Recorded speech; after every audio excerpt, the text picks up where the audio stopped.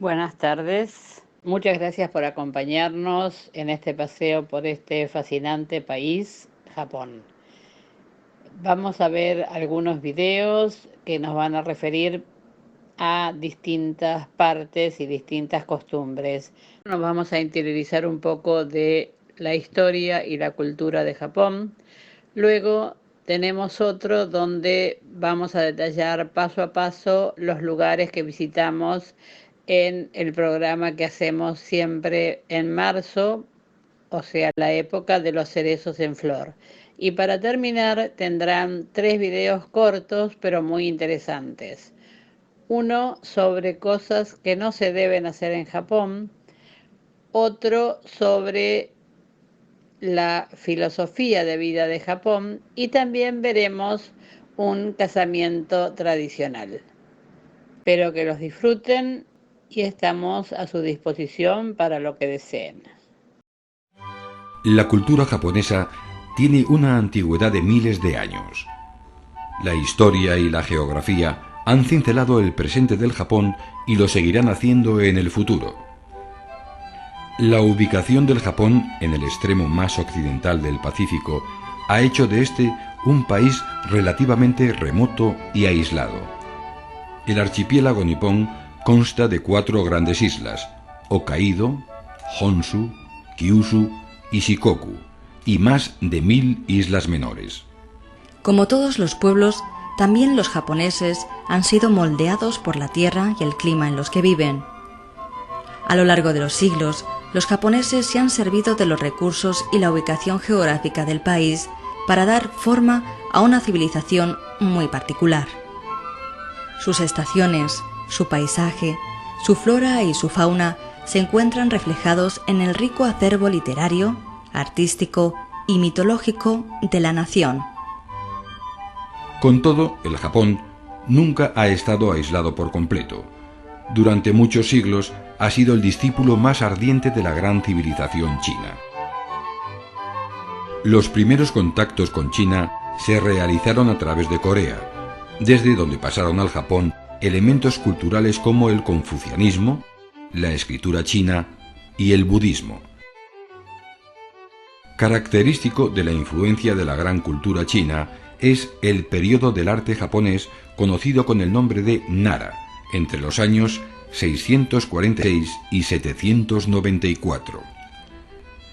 En este momento se desarrollaron con profusión las estatuas de Buda, y la cerámica adquirió gran importancia gracias a las nuevas técnicas importadas. También China sirvió de modelo para los templos budistas del Japón, consistentes en un complejo de edificios alrededor de una pagoda de 5 pisos. El budismo se instaló en el Japón coexistiendo con un culto autóctono, el sintoísmo. Ambas creencias han cohabitado de forma simultánea en los últimos 1500 años, influyéndose recíprocamente. El sintoísmo se fundaba en un sentido de respetuosa veneración por la belleza de la naturaleza, erigiéndose sus santuarios en cascadas o montañas. Budismo y sintoísmo han creado una geografía japonesa de lo sagrado. Son muchos los lugares de culto existentes, como los montes sagrados Fuji y Koya, o sitios como Izumo, Miyajima, Nara o Ise. La religión tuvo un papel fundamental en la conformación de determinados aspectos de la cultura japonesa. El más importante es la subordinación del individuo al grupo, resumida en la expresión: el clavo que sobresalga por encima de los demás será hundido con el martillo. Todo debe estar perfectamente ordenado, existiendo un lugar para cada cosa. El rígido orden social medieval, dominado por los señores o daimyo, queda reflejado perfectamente en los suntuosos castillos medievales en los que habitaban. Arte, sociedad y religión tienen en Japón otro aspecto en común: el aprovechamiento de cualquier material útil debido a la escasez de recursos naturales. En la ceremonia del té, en los jardines de piedras, arena y minúsculos bonsái, En el arte de disponer las flores llamado ikebana, se reflejan en miniatura las aspiraciones a un espacio y una paz ilimitados. El fin de la era feudal, en 1968, permitió a Japón entrar en el campo del progreso, liderado por el joven emperador Mutsu Hito. El triunfo de una concepción militarista de la sociedad lanzó al país a una política de conquistas. Entre 1870 y 1941, en sucesivas etapas, el Japón consiguió dominar buena parte del Asia Oriental.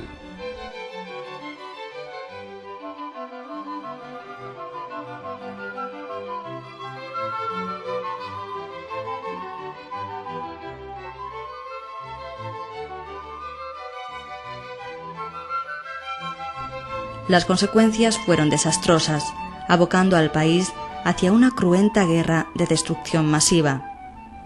Miles de vidas fueron segadas en los violentos combates de la Segunda Guerra Mundial.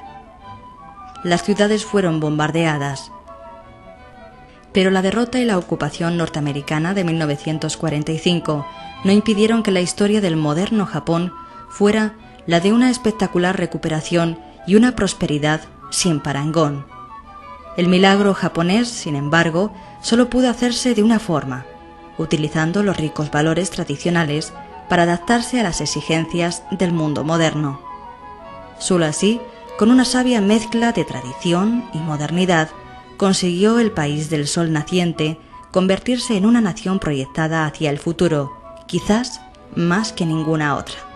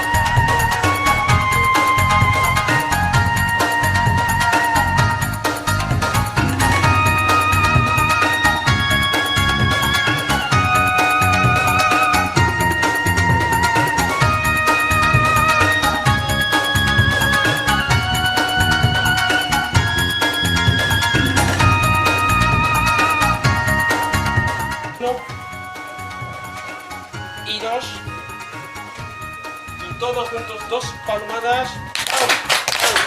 Nuestra querida divinidad de Katsukata Shirunara, gracias por habernos dado esta oportunidad de empezar bien nuestro tour de Japón de 13 días.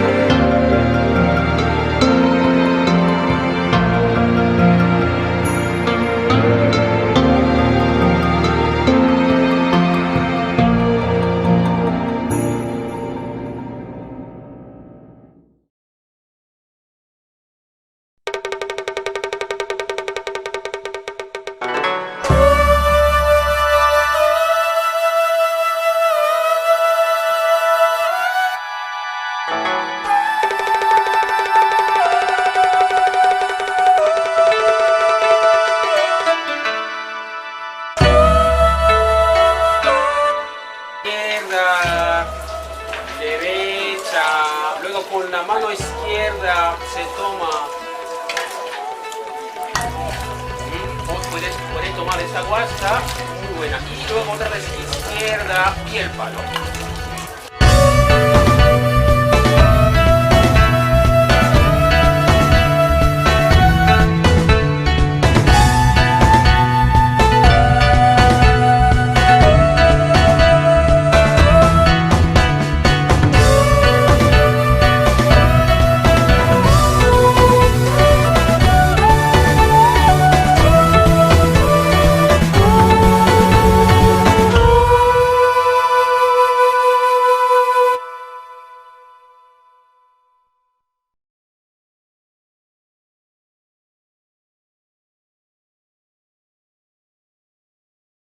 Entonces, os pido vuestras manos. ¡Yo!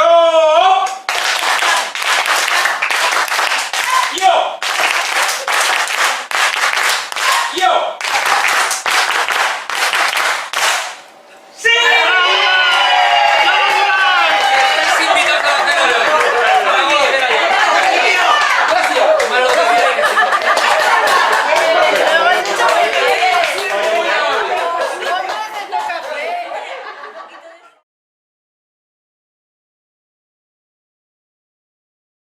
Bueno, ahora vamos a hacer un recorrido por Japón. Acá tenemos el mapa. Como ustedes ven, es un país insular, o sea, la mayoría son islas. Está situado en el Océano Pacífico al norte y es dividido, o sea, lo separa de Corea, que es la ciudad, el pueblo más cercano, el país más cercano, el Mar del Japón.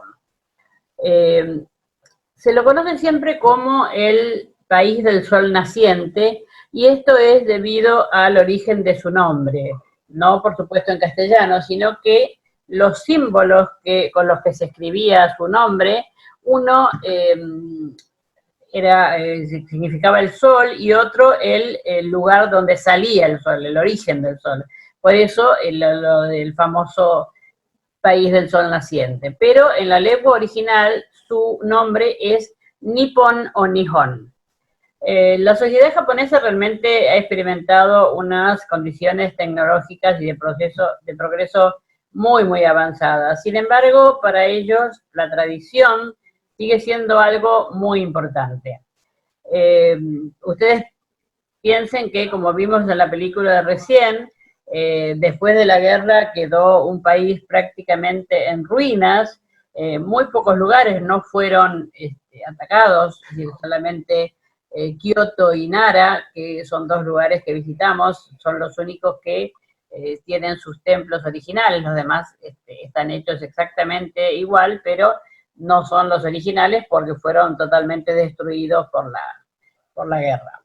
Y después, bueno, por supuesto, cuando vamos allá nos vamos a aprender algunas palabritas en japonés. Algunas son fáciles. Por ejemplo, Ohio, que así tal cual como suena el lugar de Estados Unidos, significa buenos días. Ohio godaimasu es un buenos días, pero más formal. El otro es cuando uno se encuentra con un amigo, cuando uno encuentra con alguien más importante. Konnichiwa es buenas tardes. Konbanwa es buenas noches, y uno ya mucho más conocido por todos, arigato, significa gracias, y arigato godaimasu es gracias, pero también en una forma más formal. La cantidad de islas que tiene Japón son 1042 y están ubicadas en un arco que forman 4000 kilómetros de largo. Las islas más grandes, como las pueden ver ustedes allí, son Hokkaido, Honshu, Shikoku y Kyushu. Calculen ustedes, por ejemplo, Argentina tiene 2 millones, un poquito menos, pero 2.800.000 kilómetros cuadrados. Y no llegamos a 45 millones de personas. Ellos tienen solamente 378.000 kilómetros cuadrados de superficie, y tienen casi 127 millones de personas. Por eso lo más valioso allá en Japón es la tierra, porque realmente es todo tiene que ser reducido, todo tiene que ser muy pequeño para que todo el mundo pueda estar allí. Los departamentos, las casas, todos son muy, muy pequeños. En este momento, más o menos, $1 lo tenemos que calcular para saber cuánto nos vamos a costar allá para las compras, en 106 yens. Muchos dicen que Japón es un lugar muy caro, pero hay de todo, hay cosas caras y también hay lugares muy económicos. Bueno, nosotros vamos a comenzar, acá tienen, bueno, los datos principales, ¿no? Es decir, la capital es Tokio, la moneda el yen, como les decía, son casi 127 millones de habitantes, el idioma oficial es el japonés, la electricidad 110 kilovatios, y ahí tienen el dibujito de las patitas, que son como las de Estados Unidos, y los kilómetros cuadrados. Bueno, normalmente ellos tienen dos aeropuertos principales, que es el de Osaka y el de Tokio. Habitualmente las excursiones llegan todos al de Osaka y se sale por el de Tokio. Fíjense, este es el aeropuerto de Osaka, como ustedes ven, está en el medio del mar. O sea, el aeropuerto Kansai realmente es una obra de ingeniería maravillosa, porque está hecha todo con, digamos, con residuos, y tiene más o menos 4 kilómetros de largo por 1 de ancho, y está construido de forma tal que está teniendo en cuenta que no lo dañen los posibles terremotos o tifones, que ustedes saben que eso está a la orden del día y en Japón. Realmente una sola vez hubo algún problema, que fue un tifón llamado tifón Heavy, que fue el 4 de septiembre de 2018, que dejó medio mal el aeropuerto, pero ese es un aeropuerto que, bueno, tiene muchísimo movimiento y, como ustedes ven, está allí, ahora lo vamos a ver un poco más de cerca, ¿no? Es decir, está allí en el medio del mar. Ahí vemos una visión interna del aeropuerto, y esto es Osaka.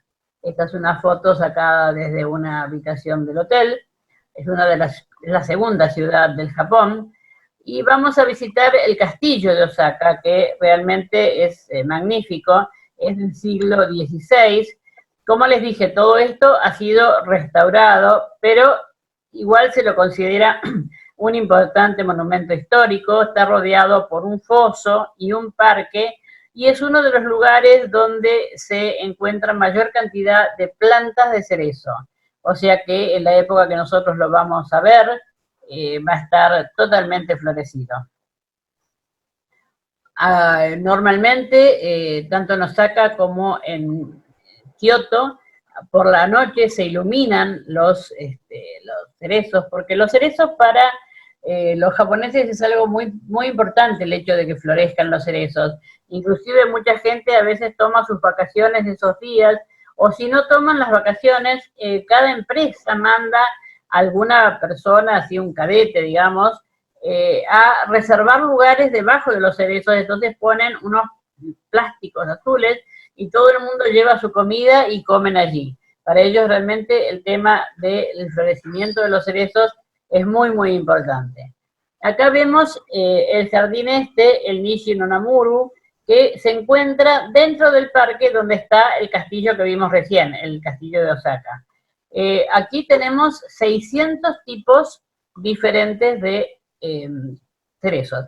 Esta otra foto que ven acá es para mostrarle un poco, no solamente la época de los cerezos, sino estos son los colores de otoño.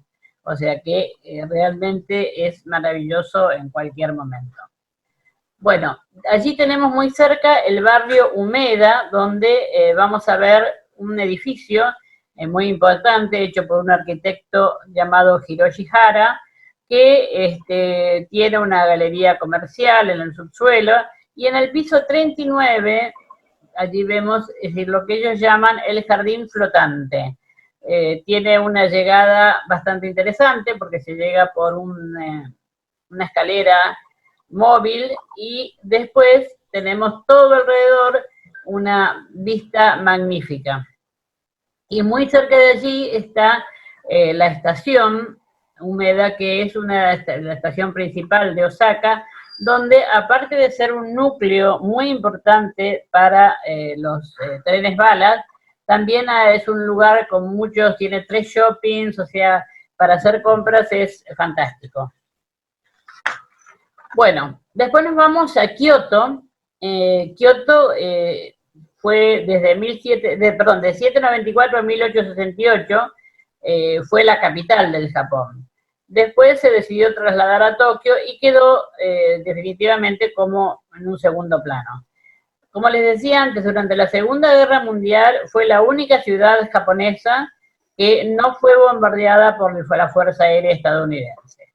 Tenemos allí la Torre de Tokio, que es una torre de observación que tiene 131 metros de altura. Esta torre fue hecha por varios arquitectos de la Universidad de Kioto y se inauguró en 1964.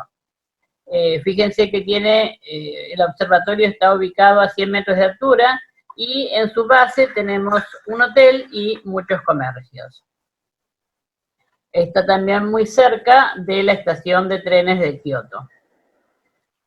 Una de las cosas más importantes que vamos a ver en Kioto es el templo Kinkakuji o del pabellón dorado. Todo esto que vemos, como ya les dije, estos sí son originales, está situado al norte de Kioto y tiene la particularidad de tener las paredes de los 2 pisos superiores recubiertas por pan de oro. Eso fue designado por la UNESCO como Patrimonio de la Humanidad en 1964.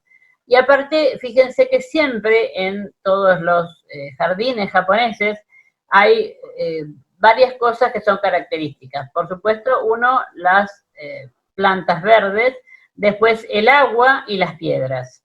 Es decir, en general, los palacios se encuentran dentro de un gran lago. Acá tenemos otra visión más cercana del mismo templo. Este es un bosque de bambúes que realmente es maravilloso porque son miles de bambúes y aparte altísimos, tienen más de 20 metros, y que cuando uno camina entre ellos produce un sonido, el viento al pasar produce un sonido que realmente es fantástico.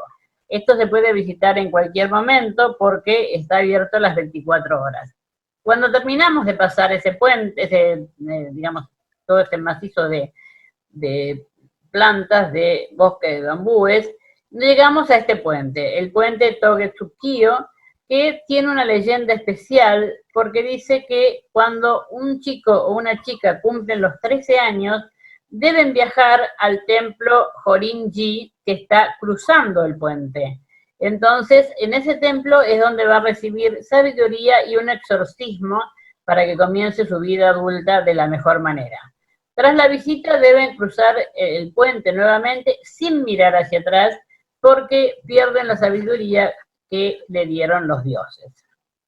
Después vamos a ver otro lugar que es fantástico, que este es un santuario shintoísta, que es el Fushimi Inari. Inari es el dios del arroz y por consiguiente el patrón de los comerciantes, ya que en la antigüedad se asociaba tener una buena cosecha de arroz con tener prosperidad en los negocios, dado que esa es la comida básica de ellos. Si alguno de ustedes vio la película Historia de una geisha, habrán visto cuando comienza, esta es la actriz que hizo la película, pero cuando comienza ella es una pequeña de 8 o 10 años que viene corriendo justamente allí a través de todos esos toris y se encuentra con la persona con la que después, bueno, no les voy a contar la película, pero realmente es muy interesante, alguien que después se desarrolla durante toda la película. Les sugiero que la vean porque es una historia real y realmente es interesante ver cómo vivían, cómo era la filosofía de ellos, ¿no? Bueno, acá vemos, estos son los toris, que después los vamos a ver separados. Ven que es como una especie de arco rojo. Lo que pasa es que acá hay uno detrás de otro porque esos arcos dicen que dan prosperidad y dan buena suerte a quien los pone. Entonces cada empresario colocó uno y bueno, quedaron muchísimos, es decir, son 4 kilómetros en los cuales uno camina y que hay uno detrás del otro. Y también tenemos allí, aparte de digamos, los toris, tenemos los zorros. Y si ustedes se fijan, el zorro en la boca tiene una llave. O sea, tiene la llave donde está el depósito del arroz, porque es el custodio de la prosperidad. También vamos a encontrar, hay algunos elementos que se usan como amuletos. Acá tenemos dos de los más conocidos. Esos que ven ustedes, que es como una gran cabeza roja, pero que no tiene ojos, eso se llama Daruma, y es uno de los amuletos japoneses más conocidos. Se lo llama Daruma o el muñeco de los propósitos, porque es el que nos ayuda a conseguir todo aquello que nos proponemos. Pero en realidad no es un amuleto de la suerte, sino que es un amuleto muy motivador, porque es decir, justamente para que nosotros consigamos algo tenemos que tener un propósito y trabajar para ello. O sea que este amuleto nos motiva y nos da fuerza. Cuando nosotros lo compramos, lo que tenemos que hacer es pintar un ojo, el ojo izquierdo, entonces comenzar a trabajar para conseguir lo que queremos. El Daruma nos motiva, nos ayuda, y cuando conseguimos eso, tenemos que pintarle el otro ojo en señal de agradecimiento. Y a fin de año, los japoneses llevan los darumas al templo donde se queman, y allí pueden comprar otro. Y después, bueno, tenemos también el famoso y simpático gato, que ellos lo llaman neko, que es el que nos invita a pasar, ¿no? A pasear. Porque fíjense que es el que está moviendo siempre su patita. El gato alrededor del cuello tiene un cascabel, que es el que ahuyenta los malos espíritus. Y en la mano derecha tiene una moneda antigua, un koban, que es lo que también brinda prosperidad. Pero depende qué pata es la que esté moviendo el manekineko, depende cuál es el significado. Si saluda con la pata derecha, se dice que trae prosperidad y dinero. Y si saluda con la pata izquierda, está trayendo visitas. Y cuanto más alto levante la pata, más prosperidad o más visitas vendrán. Y también hay algunos, yo la verdad que nunca los vi, pero hay algunos que saludan con ambas patas, que esos son para proteger el hogar. El color ideal es dorado o plateado, porque esos son los que protegen la economía. Bueno, acá tenemos, llegamos después de haber pasado todos esos toris, vemos un tori solo, ese es lo que se llama tori, es ese arco rojo, y llegamos al templo de Fushimi Inari, o sea, el dios del arroz, y fíjense que ustedes a la entrada vemos a un lado y al otro las figuras de los zorros. El barrio Gion es un pequeño barrio que hay en Kioto, que es el barrio de las geishas. Okiya se llaman los lugares donde viven las geishas. Fíjense, acá tenemos una de las calles principales. Es decir, en realidad las geishas hoy día siguen existiendo, pero ellas van a tocar y a cantar y a entretener en fiestas. Son bastante caras y es bastante difícil verlas, porque las pasa a buscar un taxi y ellas corren para que no las puedan fotografiar. Tengan en cuenta que las geishas nunca fueron prostitutas, o sea, las geishas lo que hacían era entretener a los señores y tocaban música, o sea, se preparaban mucho porque tenían que saber conversar, saber entretener tocando música, cantando, bailando.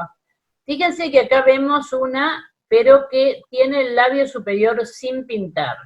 Esta es una maiko. La maiko son las aprendices, o sea, todavía no es una geisha, está estudiando, está aprendiendo a tocar un instrumento, está aprendiendo las danzas, todo, y generalmente las maiko tienen su ropa mucho más simple y en colores más oscuros. Acá tenemos estas geishas, fíjense que la parte de atrás del cuello les deja ver bastante del cuello, y por supuesto eso está pintado con el polvo de arroz, y ven que tiene como una figurita, que se ve una parte del cuello que no está pintada. Bueno, eso parece que era algo tremendamente sensual para los hombres japoneses. Acá vemos estas niñas que sí tienen su cara pintada, pero después es muy común para las japonesas que van a pasear allí alquilar un kimono y están todo el día con el kimono puesto, entonces muchas veces nos resulta más fácil sacarnos una foto. Acá vemos unas señoras grandes muy contentas con su kimono, porque es muy difícil sacarle fotos a las geishas auténticas. Bueno, después vamos a ir a otro templo, que es el templo Heian, que es un templo también muy importante. Vemos acá un tori realmente gigantesco a la entrada, y el templo detrás.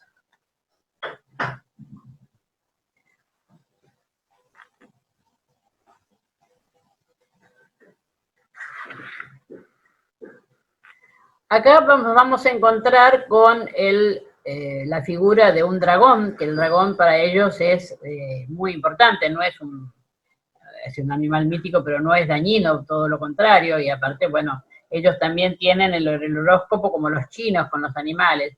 Y después tenemos esos papelitos que ustedes ven allí, que se compran, y ahí es donde uno pone sus deseos. Entonces, esos se dejan allí, y bueno, uno se va con la fe de que ese deseo se va a cumplir.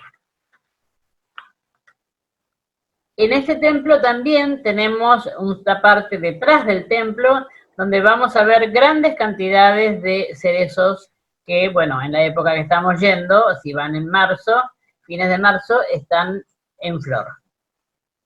Bueno, después vamos a ver el castillo Nijo, es un castillo realmente bellísimo, o el castillo de la calle 2, que es una de las construcciones más famosas y espectaculares de Kioto, y un ejemplo de la arquitectura de los castillos palacio de un periodo japonés llamado Edo. Este castillo fue construido en 1603 como residencia del primer shogun del periodo Edo, que fue desde 1603 a 1867. Posteriormente, muchos de estos edificios fueron destruidos por rayos o por incendios y quedaron realmente muy pocos de estos. Acá lo vemos un poco más de cerca, realmente son una estructura diferente a lo que vimos y muy bella, ¿no?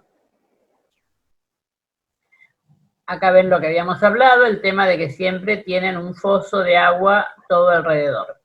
Bueno, llegamos a Nara. Nara es un parque público situado en la ciudad del mismo nombre y a los pies del monte Wakakusa. Es un monumento natural y los ciervos en algún momento se consideraban sagrados porque dicen que uno de los dioses del santuario Kasuga llegó hasta acá en un ciervo blanco. Entonces, a partir de ese momento se consideró a los ciervos sagrados. Inclusive hasta 1637 era una ofensa castigada con la muerte si se llegaba a matar a alguno de estos ciervitos. Después de la Segunda Guerra Mundial, los ciervos fueron despojados oficialmente de su estatus de sagrado y divino, pero se lo tiene como tesoros nacionales y están protegidos como tales. Aquí estamos llegando a Nara, donde vamos a ver otras cosas, pero acá tenemos, son muy simpáticos, se dejan acariciar, uno entra muy tranquilo, los ve, ven, después uno le compra unas galletas especiales que hay para ellos, que se llaman Shika Sembel, y acá vemos a una señora de nuestro grupo que le empieza a alimentar, y la señora se va y los ciervitos van atrás de ella. Acá vemos otra señora también muy contenta alimentándolos, hasta que en un momento tiene que tirar todas las galletas al aire porque los ciervos empiezan a mordisquear la ropa y todo, no para hacerle daño, lo que quieren son las galletas. Como sabe que todo el mundo que le compra galletas es para ellos, bueno, realmente están siempre buscando comida. Acá tenemos esto, está a continuación de Nara, es un templo, el templo de las 1000 lámparas, donde nos encontramos, bueno, todas estas famosas lámparas de piedra y otras que son de metal.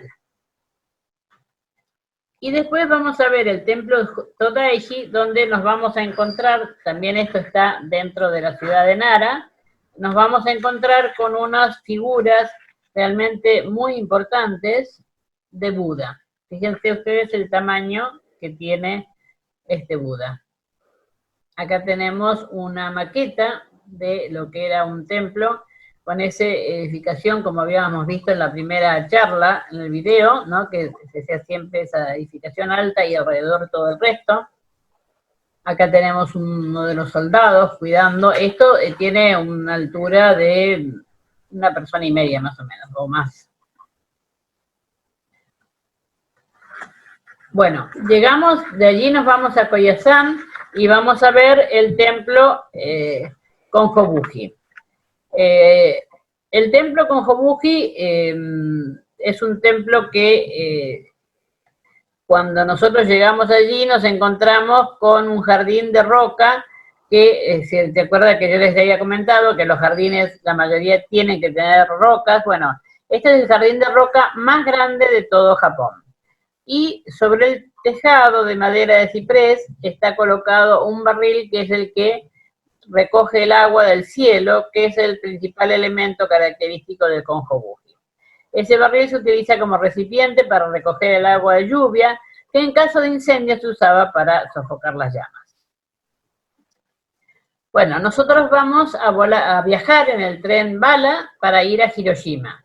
El tren bala, bueno, realmente es muy cómodo y llega a velocidades que superan los 300 kilómetros por hora. Fíjense ustedes que se viaja muy cómodo.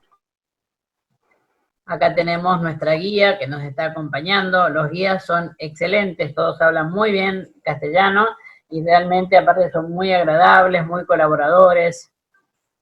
Bueno, y vamos a llegar a Hiroshima. Ustedes saben que el 6 de agosto de 1945, cuando una Alemania nazi destrozada se había rendido y el fin de la Segunda Guerra Mundial parece aproximarse, Estados Unidos decidió golpear a Japón con la última incorporación de su arsenal, con la bomba de uranio llamada Little Boy, que fue lanzada por un avión sobre la ciudad de Hiroshima. Causó la muerte instantánea entre 100.000 y 160.000 personas. Explotó al llegar a la altura de unos 590 metros, o sea, provocó una reacción atómica que generó un calor que realmente la gente que falleció en ese momento, algunos no quedó absolutamente nada, fue destruido totalmente. También se mandó después otra a Nagasaki. Entre ambas bombas se calcula que fallecieron 245.000 personas más o menos. Algunas por el calor y otras por el envenenamiento debido a la radiación. Bueno, así fue como quedó. Fíjense, eso es lo único que quedó en pie, la cúpula esa, que es donde, realmente lo extraño, que es donde impactó la bomba. ¿Ven? Eso es lo que se conservó, eso lo seguimos viendo hoy. Lo que pasa es que en pocos años ellos habían vuelto a transformar, Hiroshima era una ciudad muy próspera, y ellos habían vuelto a transformar a Hiroshima en una ciudad próspera, que, como es en este momento, pero manteniendo esa cúpula de la bomba atómica. Es el único edificio que quedó en pie. Después tenemos acá un parque conmemorativo, y tenemos la campana de la paz. Ahí hay una gran campana, ustedes ven que hay un palo allí, entonces, bueno, uno puede ir y golpear y se produce un sonido bastante importante, y bueno, eso es para colaborar con la paz mundial, ¿no? Muy cerca de allí tenemos Miyajima, donde nos vamos a encontrar con un santuario shintoísta, que es uno de los más conocidos. Y una de las cosas principales es que nos encontramos con el tori en el agua. Bueno, este tiene varios salones, algunos del salón de plegarias, otros del salón de las ofrendas, y acá nos vamos a encontrar también con jardines, es decir, hay el nombre del jardín es Kerokuen, que significa jardín de las 6 cosas sublimes, que son espacio, aislamiento, artificialidad, antigüedad, agua abundante y amplias vistas. Tienen acá 63 tipos diferentes de flores.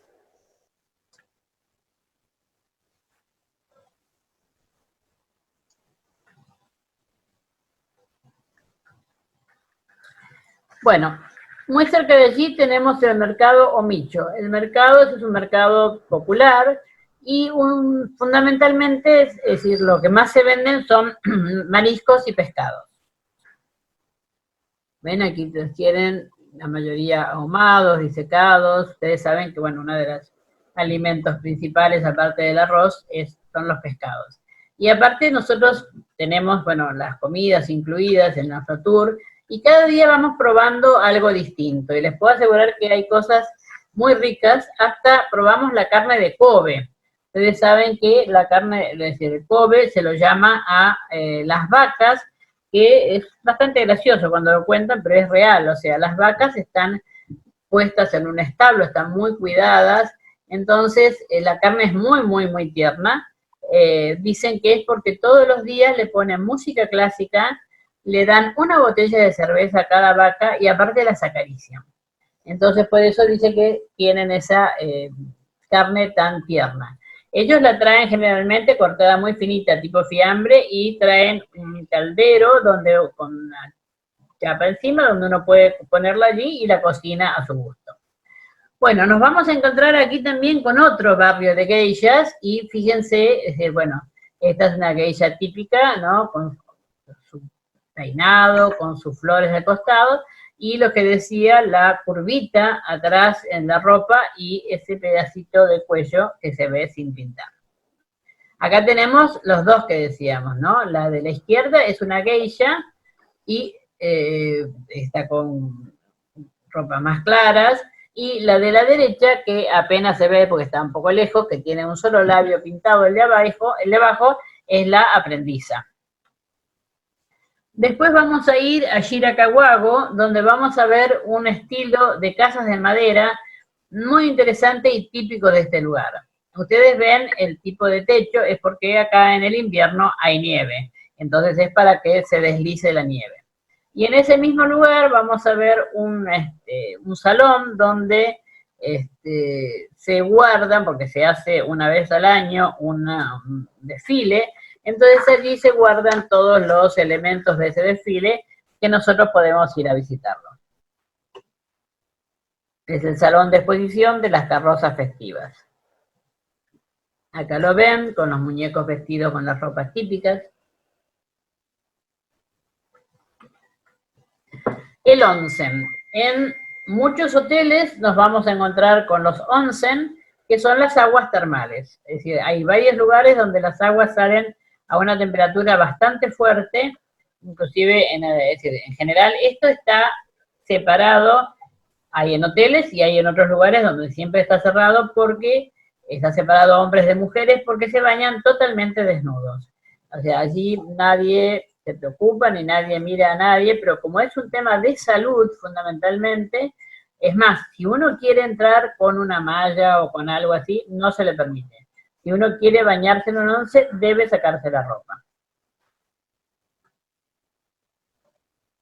¿Ven? Acá vemos que realmente la gente está sin la ropa. Por eso se separan hombres de mujeres. Después llegamos a Shin-Hotaka, que es lo que se llaman los Alpes japoneses, donde vamos a subir en un teleférico y vamos a visitar también, vamos a salir en un autobús para llegar a Matsumoto, donde vamos a visitar uno de los tesoros nacionales de Japón, que es el castillo de Matsumoto. Este es uno de los 4 castillos de construcción original que podemos encontrar en Japón. Bueno, llegamos al Monte Fuji, uno de los lugares característicos.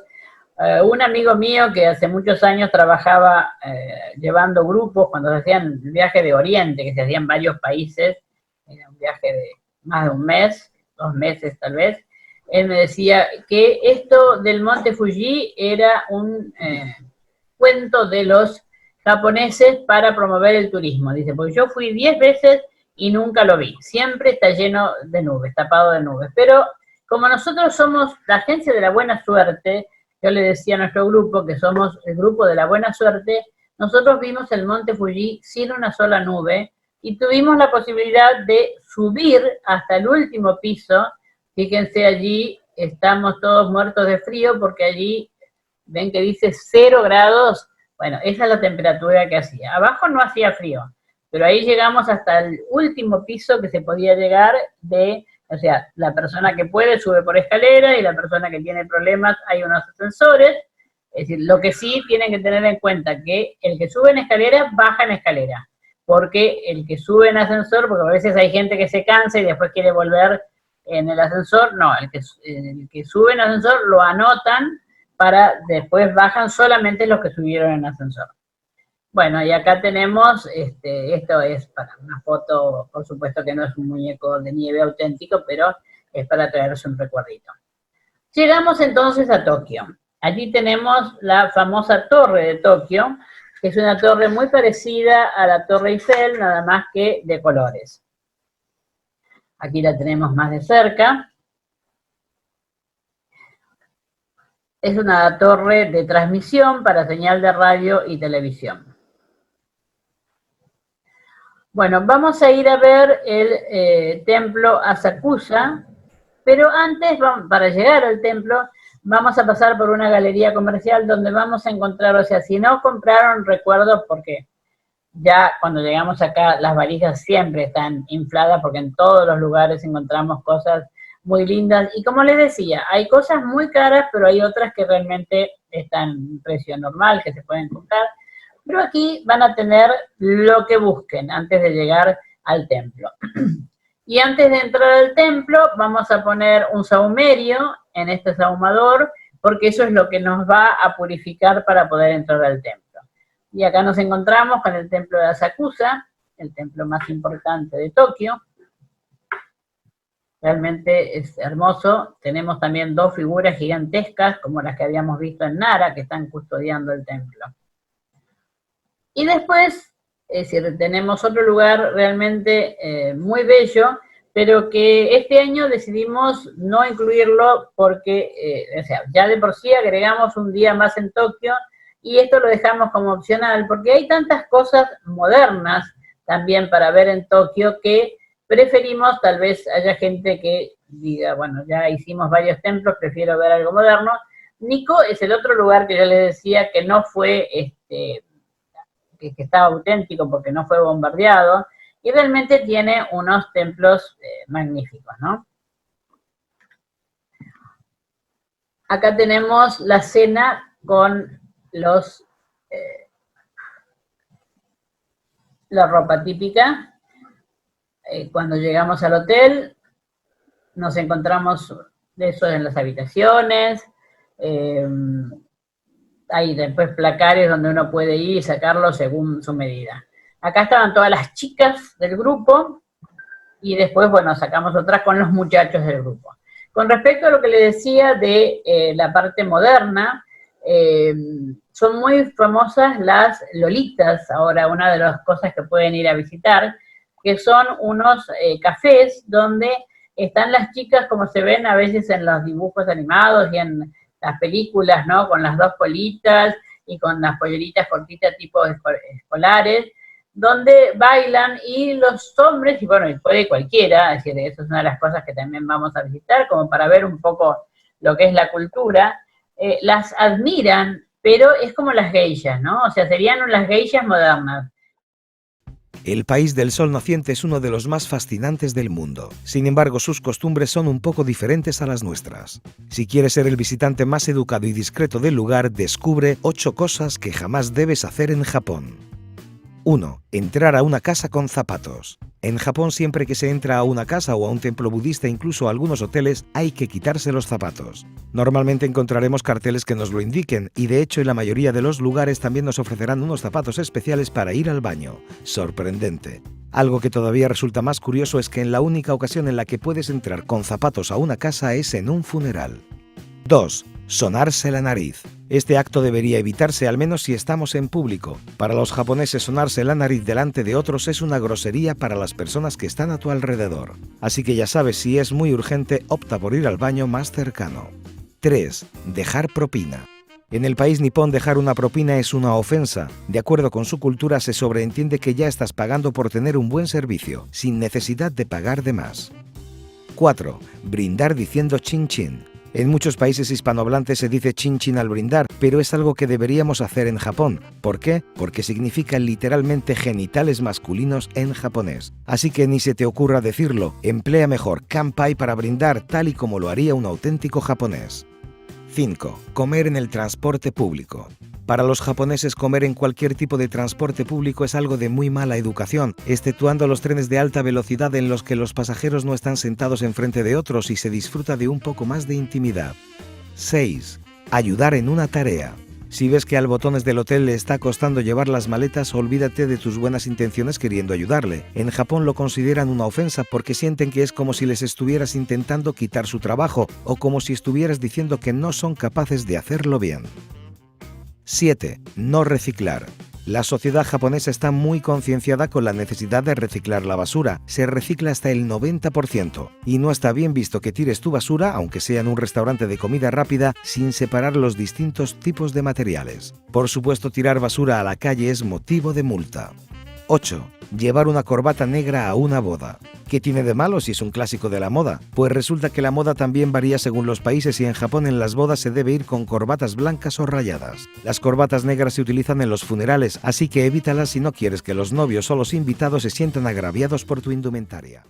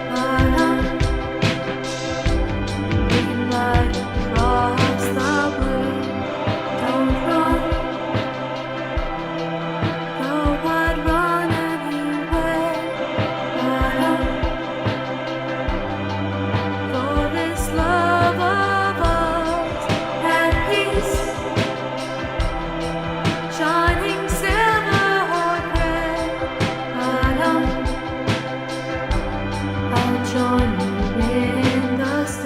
日よりは心を一つにして助け合い、深い理解と誠実とをもって夫婦の生活を営みいくことを共に誓います。